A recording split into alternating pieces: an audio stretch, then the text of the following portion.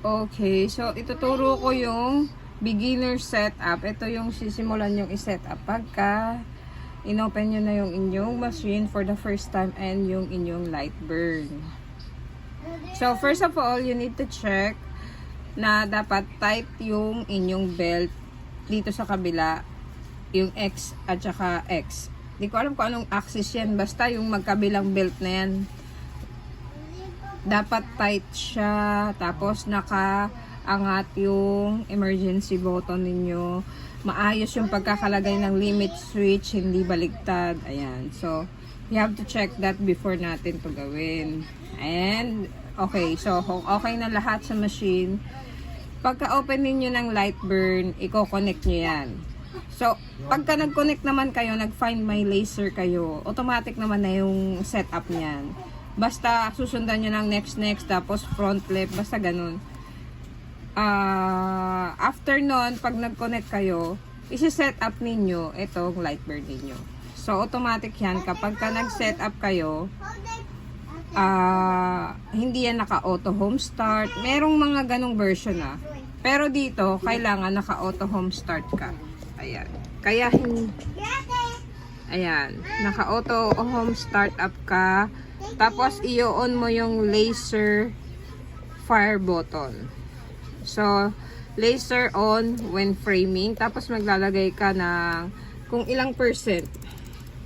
So, ako usually nilalagay ko 3%. Gayahin nyo na lang din muna yan.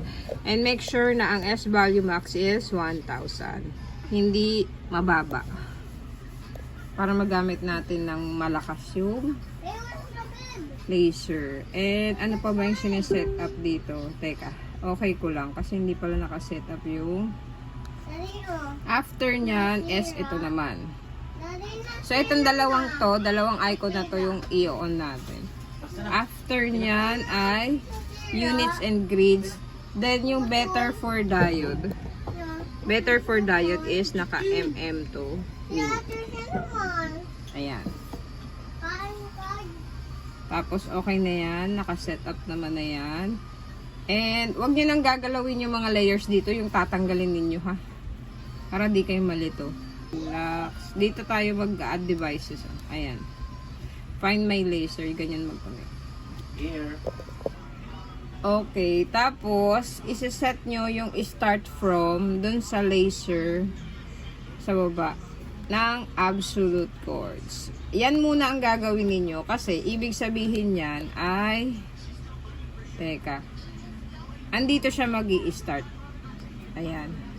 Ito yung kanyang lugar na sisimulan kapag mag-frame siya. Dito siya magsisimula.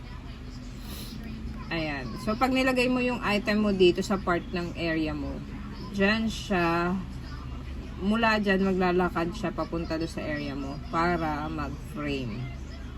So, kaya ako pina-on yung laser fire kanina kasi para pagka pinindot mo yung framing, may ilaw siya pag nagte-test area ka.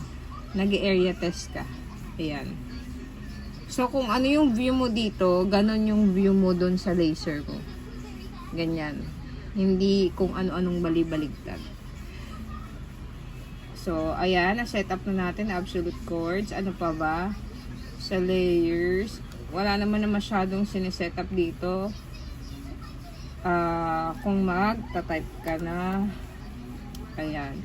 So, maraming nagtatanong about settings. So, sa next video natin, ilalagay yung mga basic settings or standard settings na ginagamit ko. Ako ang gumagamit nito, ha. Ayan. So, komportable na rin naman na ako sa settings ko.